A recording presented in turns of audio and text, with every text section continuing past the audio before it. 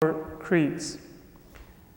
In one hadith which is narrated by one of our scholars of the 4th century, Sheikh Saduq, in a book known as Al-Khisal. This is a book in which Sheikh Saduq collects different ahadith that have numbered attributes. So for example, a hadith that mentioned 3 or 4 or 5 attributes and characteristics by the Prophet or by the Imams, either characteristics that may be a source of salvation or that may have a good effect on a person's life or a negative effect. All of those ahadith that consist of numbers or attributes that come in certain groups. They are collected in this book called Al-Khisal, and it has been used by our ulama as sort of a textbook of ethics or akhlaq throughout history, because many of those ahadith, they consist of traditions, sayings of the Prophet and the Imams that have to do with ethics and principles that we should strive to adopt in our daily lives or avoid. In one of those traditions, there is a hadith from our 5th Imam, Imam Muhammad Baqir alayhi salatu wassalam, in which he mentions the same 5 basic principles of Sharia that we have seen in some of the earlier ahadith. The Imam says, Buniya al-Islamu ala khams. Islam has been established or has been built on 5 basic principles. إقام الصلاة وإيتاء الزكاة وحج البيت وصوم شهر رمضان والولاية لنا أهل البيت. So the 5 basic principles of Islam are the establishing of the prayer, the giving of zakat, the pilgrimage to the Kaaba, the fasting of the month of Ramadan, and the wilayat or the relationship to Ahlul Bayt. And this includes the obedience to the Prophet and to the Imams, as we have explained. Wilaya is a comprehensive concept that includes tawheed and obedience to not just God, but then the Prophet of God, and not just the Prophet of God, but those appointed by the Prophet as his successors. So all of this is incorporated within the wilayat of Ahlul Bayt, because it comes from the authority granted to them by God. So this part of the hadith we have seen before, narrated by several of our Imams, by many of the companions of the Imams, in which the Imams defined these 5 basic principles as essential to Islam.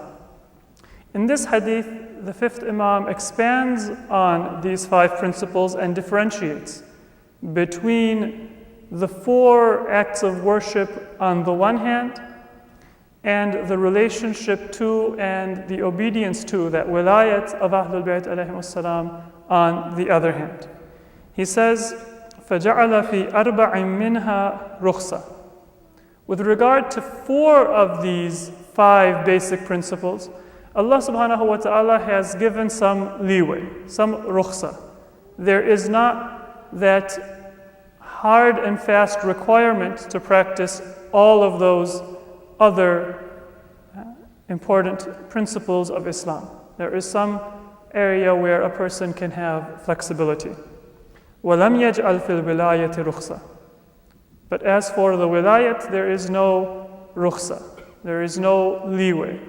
There is no area where it can be compromised. مَنْ لَمْ يَكُنْ لَهُ مَالٍ لَمْ تَكُنْ عَلَيْهِ الزَّكَاةِ. So, with regard to zakat, it's not obligatory on many people. Those who don't have wealth, zakat is not obligatory upon them. And for many of us, even if we do have some forms of wealth, zakat may still not be obligatory upon us. There is a certain minimum requirement of gold or silver or livestock or grains that a person needs to have in order for zakat to become obligatory. And even in an economy where the currency is based on gold and silver, even in an agricultural society where many people do have domesticated animals or will have grains, a majority of those people will probably not be liable for zakat because it will not reach that minimum requirement, that minimum threshold, after which zakat becomes obligatory. So zakat is a pillar of Islam. It's an essential teaching of Islam.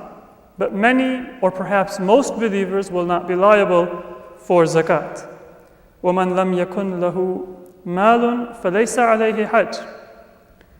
A person who does not have that level of wealth where they can be said to be mustati', able to perform hajj without causing difficulty to themselves or to their families.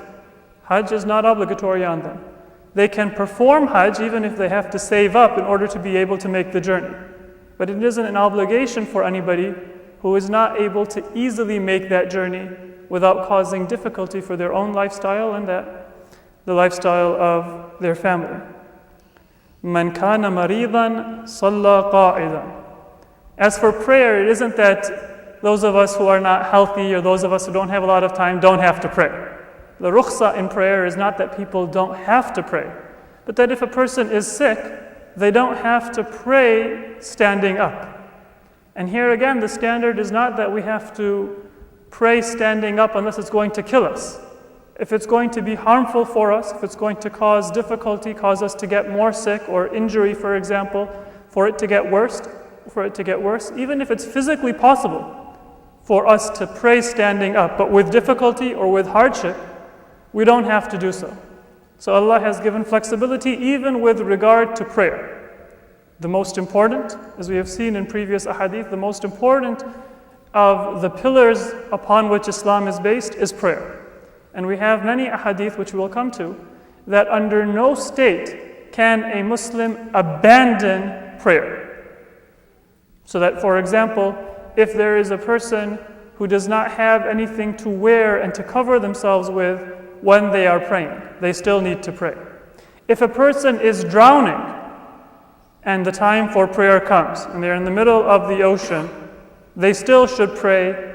And there are ahadith and there are rulings in our books of fiqh that detail how a person should pray in those different situations. So the prayer does not ever fall by the wayside.